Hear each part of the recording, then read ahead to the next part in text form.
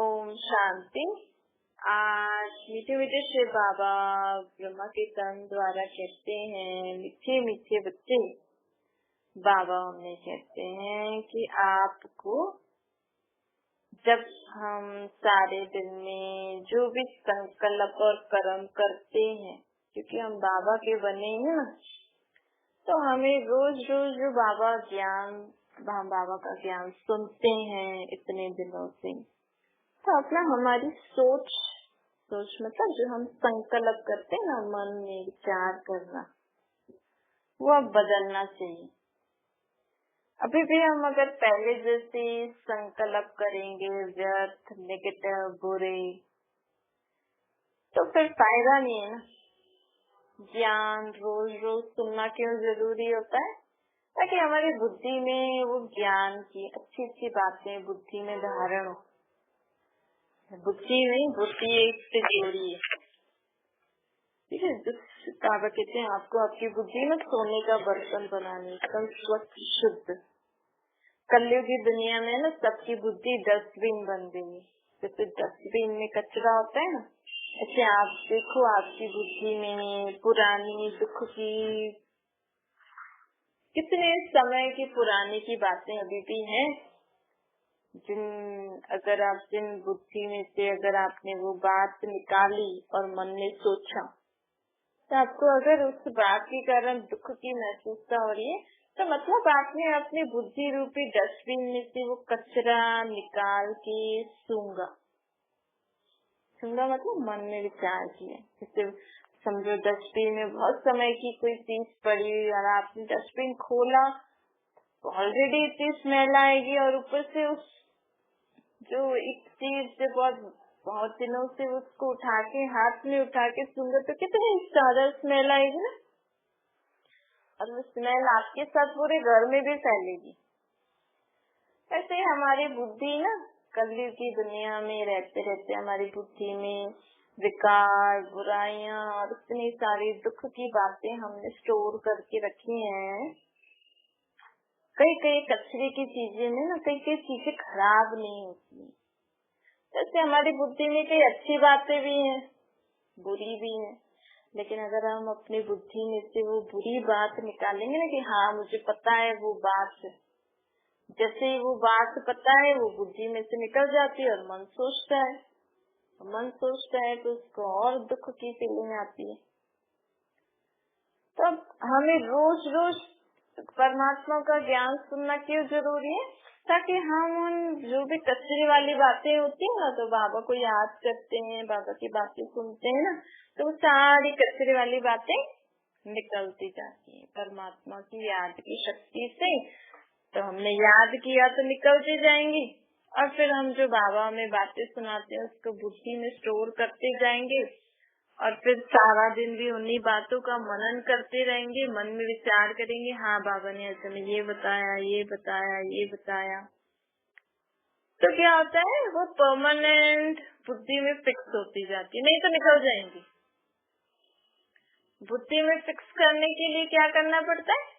बार बार उन बातों को विचार करना पड़ता है कि हाँ इस बाबा ने मुझे ये बताया, हाँ इस बात के लिए बाबा ने हमें ये बताया, ऐसे बताया, तो वो हमारी बुद्धि में स्टोर होता जाता है। क्योंकि ऊपर ही होगा ना, तो उसको नीचे दबाने के लिए हमें उसको विचार करना पड़ेगा। फिर जो दूसरा कचरा होगा वो बाहर निकलता जाएगा। इससे क्या होता है, हमारी बुद्धि में परमात्मा की कई भी बातें जब स्टोर होती जाती है ना, तो हमारी बुद्धि स्वच्छ, साफ, अच्छी होती जाती है परमात्मा की याद से और ज्ञान से। तो बाबा कहते हैं अब हमारे हर संकल्प और हर कर्म ज्ञान युक्त होने चाहिए। अब हमारे हर कर्म को भी लोग देख के और सोचे, खुद ही बोले कि हाँ आप ज्ञान में, किसी ज्ञान में जाते हो आप। क्योंकि अब पहले जैसे हम अगर नहीं सोचेंगे, नहीं कर्म करेंगे, तो ऑटोमेटिकली हमारे में चेंजेस दिखे, लोग ही आपको बोलेंगे कि आप पे बहुत परिवर्तन आया। आजकल आप क्या करते हो, क्या सुनते हो, क्या सीखते हो आप कुछ? जैसे समझो कोई नया कोई कोर्स सीखता है या कुछ काम करना सीखते हैं तो उनके सोच और कर्मों में वही आता है। आप अगर अभी कुकिंग करना सीखो तो आपका इंटरेस्ट कुकिंग में बढ़ेगा। आप रोज कुछ न कुछ न्यू डिश बनाओगे तो लोग आपकी संकल्प भी ऐसे चलेंगे, हाँ जैसे बनाएंगे ये बनाएंगे वो बनाएंगे। 15-20 दिन कुकिंग कोर्स करो तो वैसे ही विचार वैसे ही कर्म होते जाते हैं ना। तब जीवन जीने के लिए जो परमात्मा हमें नया ज्ञान दे रहे हैं तो उसी ज्ञान के हिसाब से हमारे संकल्प और कर्म होने चाहिए। दूसरा आज हमें बाबा कहते हैं कि हम परमात्मा का ज्ञान भी सुनते हैं और बाबा को याद भी करते हैं। तो याद करने से क्या होता है, हमारी आत्मा में शक्तियाँ बढ़ती हैं। जो हम ज्ञान सुनते हैं उसको धारण करने की भी शक्ति बढ़ती है। आज बाबा जो हमें ज्ञान सुनाते हैं, बाबा का हम जो रोज रोज ज्ञान सुनते हैं उसको जीवन में कर्मों में लाने के लिए भी शक्ति मिलती है। फिर हम ऐसा नहीं कह सकते कि मैं ये नहीं कर सकती। परमात्मा जो हमें ज्ञान देते हैं उसको जीवन में धारण करके, और जो हम आए दिन बोलते हैं कि मेरे में सहन शक्ति नहीं है, मैं सहन नहीं कर सकती, मैं खुद को शांत नहीं कर सकती, मैं इस परिस्थिति का सामना नहीं कर सकती, मुझे कुछ समझ में नहीं आ रहा क्या करना चाहिए क्या नहीं, मैं निर्णय नहीं कर सकती हूँ। लेकिन अब हम डायरेक्ट सर्वशक्तिवान बाप को याद कर रहे हैं ना, तो अगर आप में अभी शक्ति नहीं भरी है तो आप उस समय परमात्मा को याद करके संकल्प करो, मैं सहनशील आत्मा हूँ, मैं शांत आत्मा हूँ, मैं सुखी आत्मा हूँ। परमात्मा को याद करके परखने निर्णय शक्ति का आह्वान करो कि निर्णय शक्ति आओ, बताओ इसमें क्या निर्णय करना चाहिए, कैसे निर्णय करना चाहिए, क्या सही है क्या गलत है। परखने की शक्ति को आह्वान करो।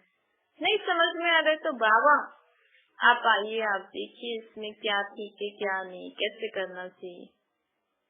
बाबा मतलब सर्व शक्ति ज्ञान गुण शक्ति के सागर। तो ऐसे करके अब हमें इसमें भी आगे बढ़ना है, अपनी संकल्प कर्म में भी हमें सुधारने हैं। दूसरा हमें अपने अंदर शक्तियाँ भी धारण करनी है।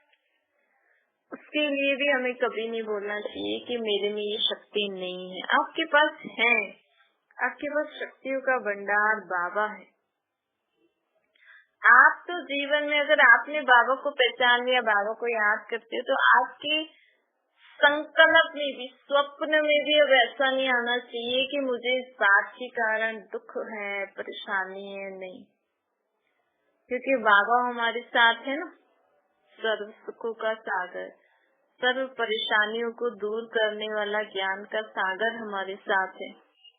तो अब हमें कभी भी आपके संकल्प में भी शब्द आए ना तो तुरंत बाबा को याद करना, नहीं मेरे साथ बाबा है, मुझे किसी प्रकार का दुख परेशानी नहीं है। ऐसे करके बाबा से जो हमें मिल रहा है उसको यूज करके अपने जीवन में परिवर्तन करना चाहिए। दूसरा बाबा जो हमें बोल रहे हैं कि आपके हर कर्मों में ना गुणों का दान होना चाहिए। हर कर्मों से बाबा कहते हैं जिस समय जिस गुण की आवश्यकता हो ना, वो गुण हमारे चेहरे और चलन से दिखाई देना चाहिए। जैसे समझो अगर कोई गुण की कमी है, मानो सरलता के गुण की कर्म में इस समय में आवश्यकता है, कर्म के समय में, और हमारा अगर सरल नेचर नहीं होगा तो लोग कहेंगे ना इसमें सरलता का गुण नहीं है, इजी नेचर नहीं है इसका। लेकिन हमें बाबा को याद करके सर्व गुणों से संपन्न संकल्प करके अपने अंदर सारे गुण भरने।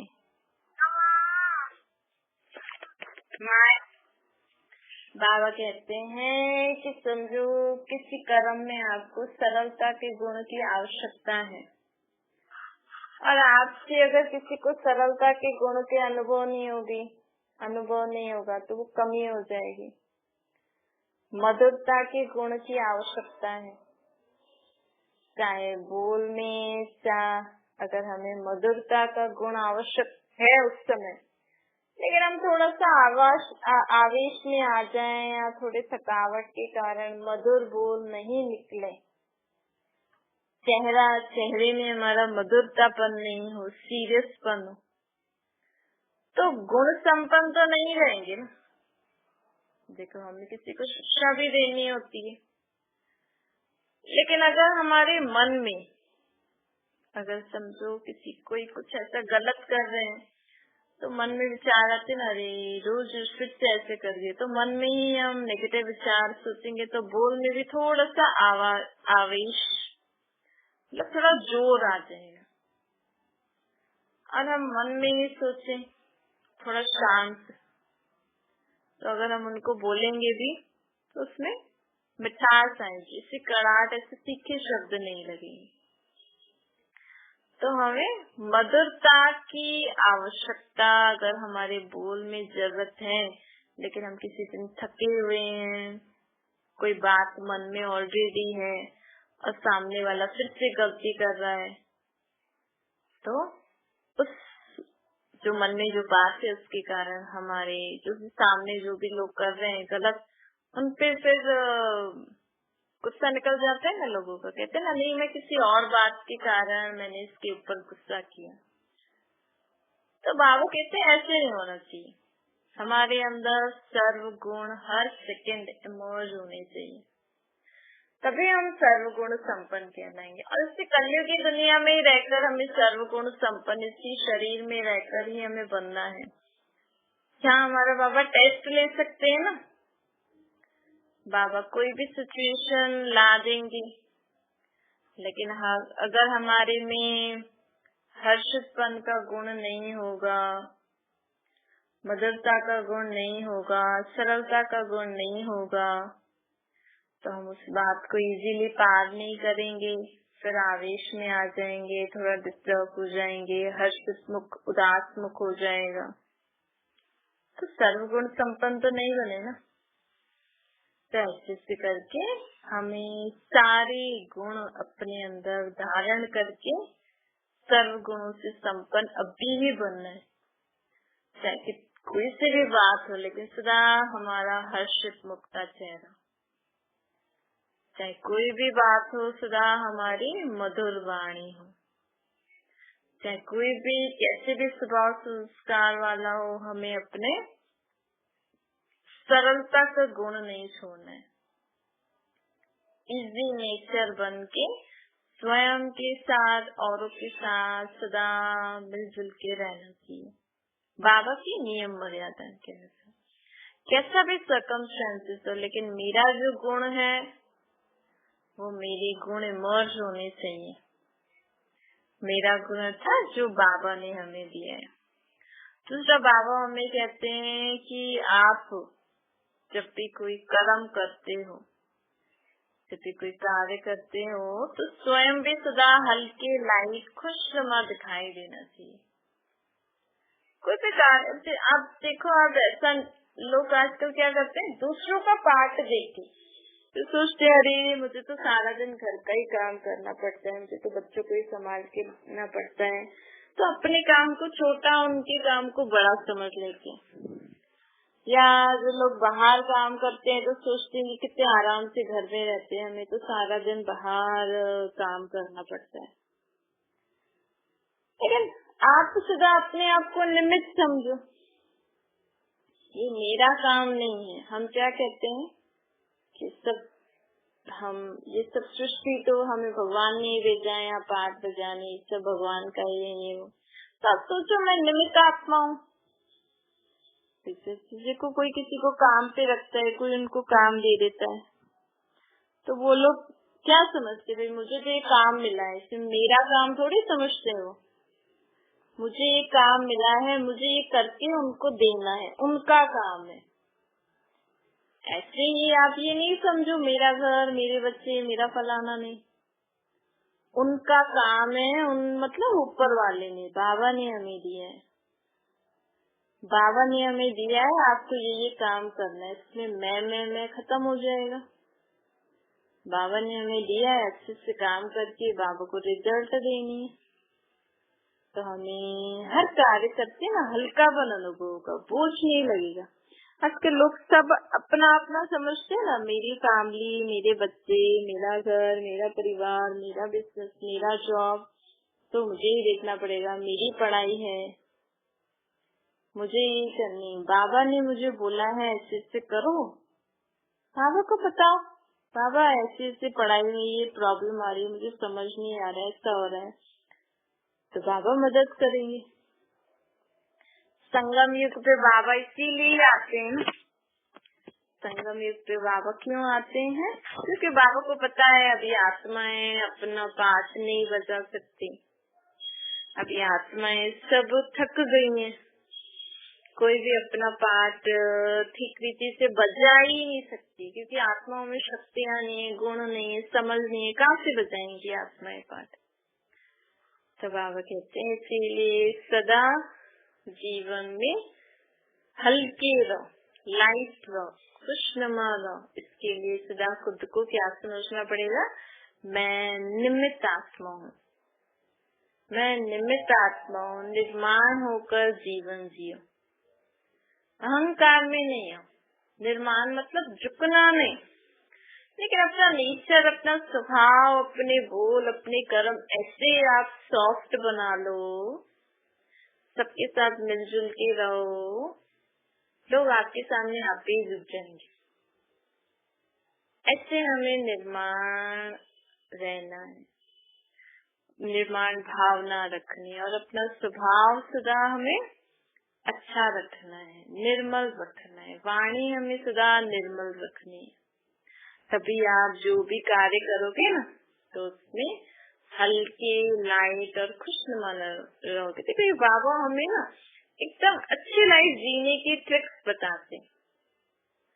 सिर्फ बाबा बताते ही नहीं है, लेकिन बाबा कहते हैं मेरे को याद करके संकल्प करो। बाबा आपने बोला है ना सदा हल्के, लाइट और खुशनुमा रह के कार्य करना है, तो आप आइए मेरे से ऐसा कार्य कराइए। तो बाबा आपसे प्रैक्टिकल कराएंगे भी, आपकी मदद भी करेंगे बाबा। लेकिन बच्चों की इच्छा कि हाँ मुझे ऐसा रहना है, मुझे करना है, अपनी इच्छा का एक कदम उठाना है, इसको कहते हैं हिम्मत का एक कदम। हिम्मत का एक कदम उठाओगे ना, तो बाबा आपकी 1000 बार मदद करेंगे। आप अगर बाबा से बोलोगे ना, बाबा हाँ मुझे ऐसा जीवन जीना है, अब संकल्प करो, तो बाबा आपकी 1000 बार मदद करेंगे। अगर सेवा करते खुशी गायब हो जाती है तो क्या होता है? तो कोई फायदा नहीं है ना। आप जो भी सारा दिन कार्य करते, लेकिन आपको कार्य में, आपको जीवन में खुशी नहीं है, शांति नहीं है, सुख नहीं है, तो फायदा क्या है? तो आपने ये लाइफ चूज करी ना, आपने अपनी लाइफ चूज करी है, तो फिर आपको जीवन में खुश भी रहना चाहिए। दूसरा बाबा हमें कहते हैं कि सदा जीवन में ना, जब भी आप किसी के संबंध संपर्क में आते हो, आजकल देखो लोग एक दूसरे के संबंध संपर्क में आते हैं ना, तो कोई किसी के लिए क्या बोलेगा, कोई किसी के लिए क्या बोलेगा, कोई नेगेटिव, कोई पॉजिटिव, कोई बोलेगा हाँ ये अच्छा है, ये बुरा है, ये ऐसा है, वो ऐसा है, वो दुखी है, परेशान है, बीमार है, ये दुनिया की बातें लगी हुई है।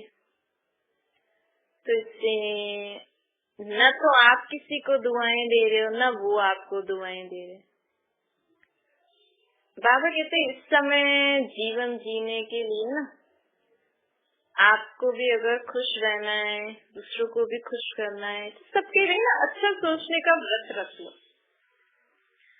सबके लिए अच्छा सोचने का व्रत रख लो। जब भी आप किसी के संबंध संपर्क में आ रहे हो, ऐसे नहीं देखो इसकी आंखें ऐसी है, इसका मुंह ऐसा है, इसकी ड्रेस ऐसी है, इसका नेचर ऐसा है, ये फलाना है, सब अच्छे हैं, सब अच्छे, सभी आत्माएं अच्छी, सभी आत्माओं का शरीर एकदम ठीक है। कोई आपको किसी के बारे में बताए भी है, तो भी आप बोलो सब अच्छे हैं, सब ठीक है, बस। इससे क्या होता है? आप करके देखना, आप एक दिन, कल सुबह से लेकर रात तक आप ये करके देखना, सारा दिन सबके लिए बोलना सब अच्छे हैं, सब अच्छे हैं। अगर आपको किसी कमी कमजोरी दिख भी रही है, सुन भी रहे हो, फेस भी कर रहे हो, नहीं सब ठीक है, सब अच्छे हैं, बाबा को याद करके संकल्प करो। आपको सारा दिन बहुत लाइट लगेगा, क्योंकि हम किसी की अच्छी अच्छी बातें सुनते हैं, करते हैं, देखते हैं ना, तो हमारा भारीपन हो जाता है। क्योंकि अगर हमने किसी की बुरी बात सुनी, तो एक तो आपने बुरी बात सुनी, दूसरा आपने सोचा, तीसरा जिसके बारे में भी बुरी बात सुनी उसको पता लगा आपने भी बुरा बोला सुना, तो उसकी भी बुरी, जिसको लोग कहते हैं ऐसे बुरी मन की भावना, वो हमारे ऊपर आ जाती है। तो इससे अच्छा तो हम उनको बोलेंगे यार ठीक है, जो है ठीक है, सब ठीक है, सब अच्छे हैं, सब अच्छे हो जाएंगे। तो उनकी ना दुआएं हमें मिलती है, उनकी थैंक्स हमें मिलती है। नहीं तो अगर हम किसी के लिए बोले ना तू ऐसा है, तू ऐसा है, ये ऐसा है, फलाना ऐसा है, तो उनकी भी बैड बातें, उनकी भी बैड विशेष, जिसको लोग बदुआ कहते हैं, ऐसे उल्टी सीधी जो शब्द कहते हैं, वो हमारी आत्मा के ऊपर एक काला छाया बन जाता है जैसे। तो हम जाके भी जीवन में खुश नहीं रह सकते। आज जीवन में लोगों के पास धन संपत्ति, चीजें आदि सब कुछ होते हुए भी जीवन में खुशी क्यों नहीं है? क्योंकि लोग सोच रहे हैं मैं खुश, मेरे खुश, बाकी सब बुरे हैं, बाकी सब ऐसे ही हैं।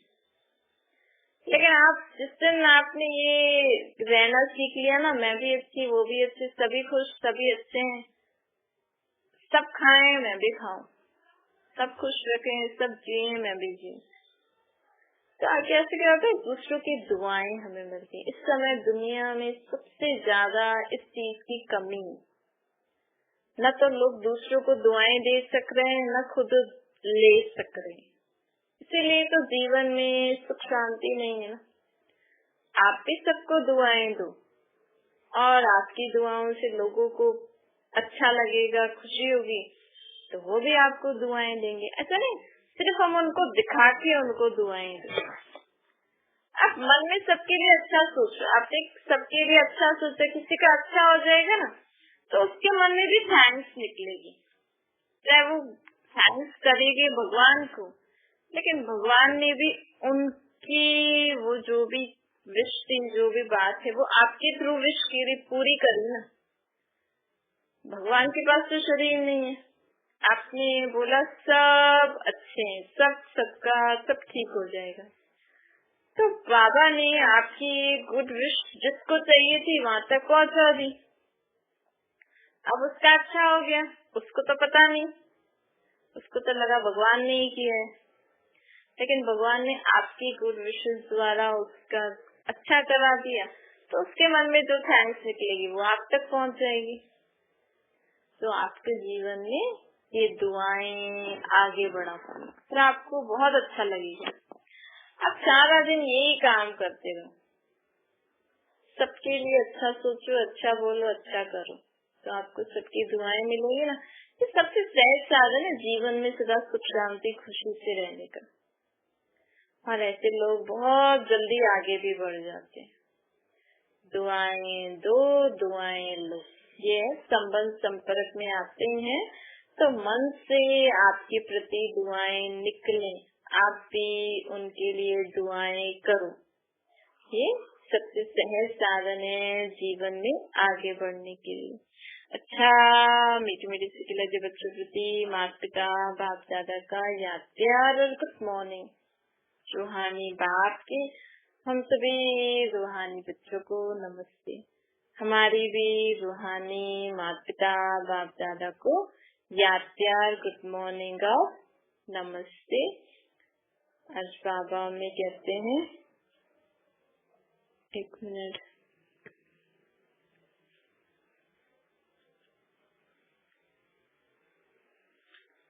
आज का वरदान है समृद्ध स्थिति के आसन पर बैठ व्यर्थ और समृद्ध का निर्णय करने वाले स्मृति स्वरूप बनो। बाबा कहते हैं ज्ञान का इसेंस है स्मृति स्वरूप बनना।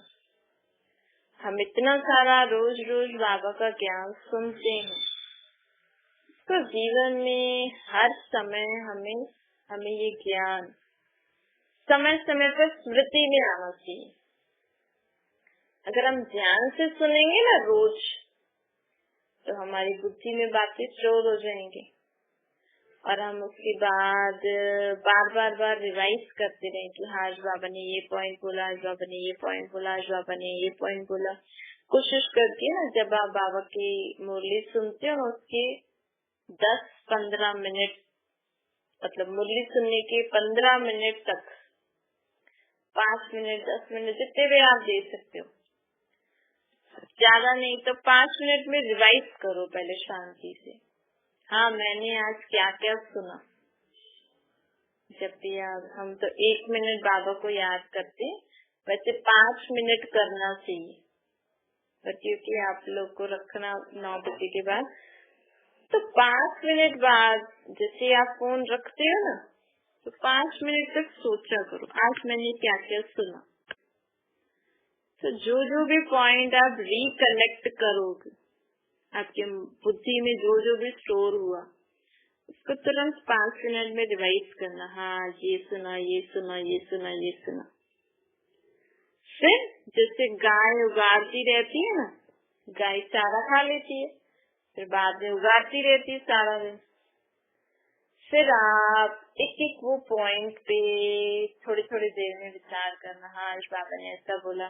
खाना बनाते रहना और मन में वो बात के बारे में विचार करते रहना। कोई भी काम जिसमें आपकी बुद्धि का कोई कार्य नहीं है, जो डेली उसके काम करते हैं, उसमें थोड़ी बुद्धि लगती है, उसको तो याद है ऐसे से करना है, तो उसमें उन पॉइंट्स को रिवाइज एलोबरेट करते रहना, मनन करते रहना। इससे क्या होता है, जीवन में कभी भी हमें कोई भी समय वो पॉइंट काम में आ सकता है। तो क्या होता है, अगर हमें वो पॉइंट याद आ गया और हम उस पॉइंट को ही ध्यान में रख के हमने यथार्थ निर्णय करेंगे कि हाँ बाबा ने ऐसा बोला है तो हमें ऐसा नहीं ऐसा करना चाहिए। तो उससे क्या होगा, हम जीवन में बाबा के दिए हुए डायरेक्शन अनुसार निर्णय करेंगे, तो हमारे जीवन में हम मर्यादा पुरुषोत्तम बन जाएंगे। क्योंकि बाबा ने जो बात कही हमने उस अनुसार जीवन में चले, मतलब बाबा ने जो हमें जीवन जीने के लिए मर्यादाएं दी हैं, जो डायरेक्शंस दिए हैं, उस अनुसार हम जीवन में चलेंगे तो जीवन में आगे बढ़ते जाएंगे ना। तो बाबा कहते हैं इसीलिए समृद्ध स्थिति के आसन पर बैठ जाओ। मतलब जो बाबा ने हमें बातें बताई कि इसमें ऐसा करना है, तो जब हम ये याद करते हैं ना, हाँ बाबा ने ऐसा बोला है, तो आत्मा में शक्ति आ जाती है कि बाबा ने हमें ऐसा बोले, तो आत्मा में शक्ति आ जाती है वो कार्य को करने के लिए। फिर हम उस कार्य, उस बात को स्मृति में रख के यथार्थ निर्णय करते हैं, तो दुनिया, कलयुगी दुनिया की बातों से बच जाते हैं, बाबा की बातों के अनुसार जीवन जीते हैं, तो हम जीवन में आगे बढ़ते जाते हैं। स्लोगन है, अनेक प्रकार के मानसिक रोगों को दूर भगाने का साधन है साइलेंस शक्ति।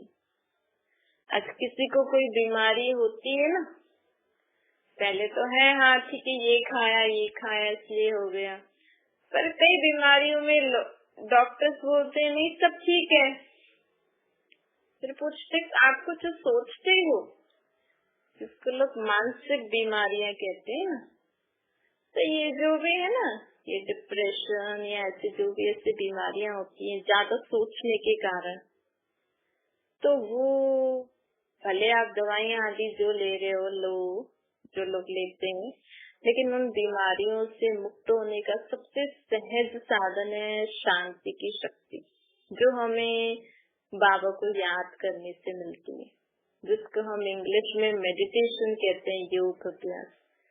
अब जितना है ना, कोई भी आपके शरीर को बीमारियां ऐसे कुछ होता है ना, आप भले मेडिकल चेकअप भी लेते रहो, लेकिन साथ साथ अपने को आत्मा समझ के परमात्मा को याद करोगे ना, तो परमात्मा की शक्ति जब हम आत्माओं में आती है, तो आत्मिक शक्ति से हमारा शरीर जल्दी ठीक हो जाता है। क्योंकि ये दुनिया में जो भी दिन प्रतिदिन बीमारियां बढ़ रही है ना, इसकी मूल जड़ है ही हमारे संकल्प।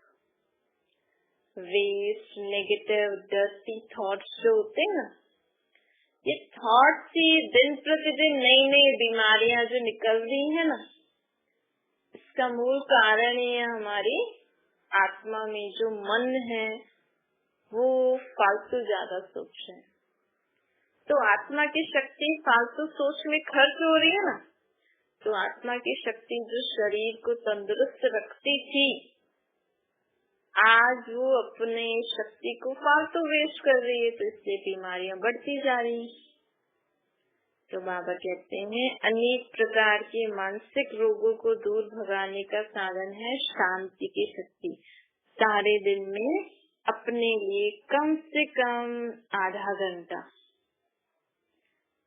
घंटा नहीं तो 15 मिनट तो जरूर है। आप एकदम साइलेंस, आपको और कुछ करना ही नहीं है, किसी काम का कोई थॉट नहीं होनी चाहिए, किसी पर्सन का थॉट नहीं होना चाहिए, सिर्फ मैं आत्मा, मेरा बाप परमात्मा। आप जितना 15 मिनट अपनी आत्मा को चार्ज करने में लगाओगे ना परमात्मा की याद में, उतना आप देखना सारा दिन आप बहुत फ्रेश, एक्टिव और बहुत ही अलर्ट और सबकी अच्छे से मदद कर सकते हो। सिर्फ रोज 15 मिनट, आधा घंटा, बस मैं आत्मा, मेरा बाबा, और कुछ नहीं। शरीर को खिलाना है, बच्चों को ये करना है, जॉब जाना है, ये करना है, कुछ नहीं, एकदम साइलेंस, अपना परमात्मा की याद में रहकर परमात्मा से जो शक्तियाँ चाहिए, जो कुछ भी नहीं चाहिए, तो बस उनको याद करते रहो, उनके गीत सुनो, उनसे बातें करो। बस उस समय आप आत्मा और परमात्मा होना चाहिए और कोई नहीं होना चाहिए आपके थॉट्स में। अच्छा, ओम शांति। बाबा को याद करिए।